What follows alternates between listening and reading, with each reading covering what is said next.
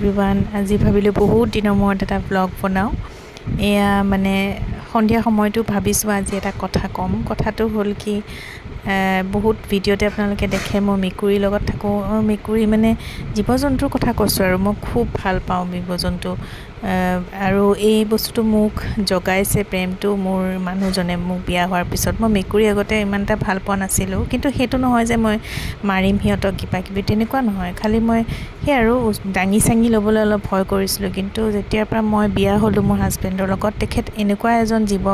জন্তু প্ৰেমিক মানে ভাবিবলৈ মানে বাধ্য হৈ যাব মানে নিজৰ খোৱাখিনিকো তেওঁ দি দিয়ে এনেকুৱা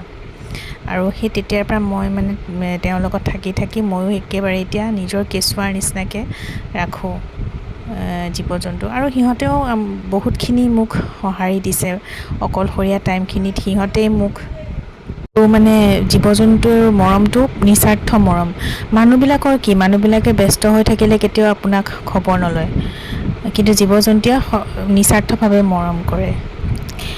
তাৰপিছত মই অকণমান বজাৰ যাবলগীয়া আছিলে অকণমান দোকানৰ বস্তু কিনিবলৈ সেইকাৰণে ওলাই মেলি ল'লোঁ গৰমো বহুত সেইকাৰণে টি শ্বাৰ্টটো পিন্ধি বেছি দূৰ নাযাওঁ অকণমান ওচৰতে বজাৰ নহয় আৰু দোকান আৰু তালৈকে যাব ওলাইছোঁ মই ভইচ অভাৰ দিছোঁ আৰু এটা বস্তু দেখাই আছোঁ দেই মই এতিয়া অলপ আগতে কৈছোঁ নহয় মেকুৰী একদম প্ৰিয় এয়া আমাৰ ব্লেক কেটটোৱে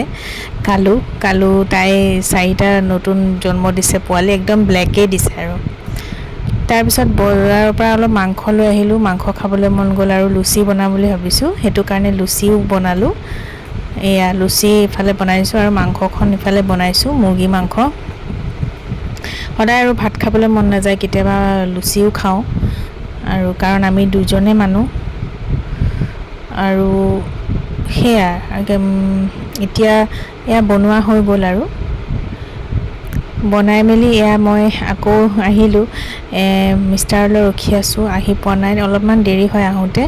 ইহঁতৰ লগত আৰু সেই তেতিয়াৰ পৰা যে শুই আছে এইটো মেকুৰীটো তেতিয়াৰ পৰা শুইয়ে আছে উঠাই নাই আৰু সিহঁতৰ শোৱাটো আৰু জানেই কেনেকুৱাকৈ শুৱে আৰু পিছফালে মোৰ কাপোৰ চাপোৰ অলপমান বেয়া হৈ আছে বেয়া নাপাব মই সেইখিনি ৰাতিহে একেবাৰে ঠিক কৰিম অহাকালি এখন বিয়া আছে তালৈ যাম চাগে নেক্সট ডে মই এতিয়া সন্ধিয়া ৰেডি হ'বলৈ ধৰিছোঁ কাৰণ মই যোৱাকালি কৈছিলোঁ নহয় এইটো ছেকেণ্ড ডে ভিডিঅ' হয় মোৰ বিয়া এখন আছে বুলি মানে হাজবেণ্ডৰ কলিগ এজনৰ ককায়েকৰ বিয়া তালৈ যাবলৈ ওলাইছোঁ যিহে গৰম পৰিছে সেইকাৰণে একদম চিম্পলকৈ ওলাইছোঁ বেছি মেকআপো কৰা নাই একদম চিম্পলভাৱে আমি আহি গ'লোঁ